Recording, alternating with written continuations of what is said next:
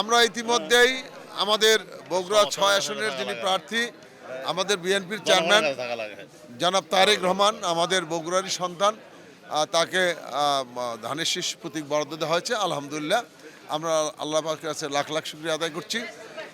বিজয় আমাদের ইনশাল্লাহ সুনিশ্চিত। বগুড়ার জনগণ, কারণ এটি শহীদ জিয়া রহমানের মাটি, এটি তারেক রহমানের মাটি বগুড়া। আজকে সারা বাংলাদেশে যে ধানের শীষ একটি জোয়ার, বগুড়া আমি মনে করি তার চেয়ে আরও অগ্রগামী রয়েছে। যে এই যে আজকে বগুড়া মানুষের একটা আনন্দ উচ্ছ্বাসের কারণই হলো যে আমাদের নেতা তারেক রহমান বগুড়া সদর থেকে নির্বাচন করছেন। বগুড়া যেহেতু উমুকের ঘাঁটি ছিল, এর বাহিনীকে ভোট দিতে পারবে না, তোমার ঘর থেকে বের হতে পারবে না, কিন্তু জনগণ সব কিছু উপেক্ষা করে দাঁড়িপাল্লার পক্ষে ঝুঁকছে, তার ইনসাফের পক্ষে ঝুঁকছে, একটি মানবিক বাংলাদেশ গড়ার পক্ষে ঝুঁকছে। আমরা দৃঢ়ভাবে বিশ্বাস করি 12 ফেব্রুয়ারি নির্বাচন কাহারনন্দীগ্রামে আমরা বিপুল ভোটে বিজয়ী হব ইনশাআল্লাহ।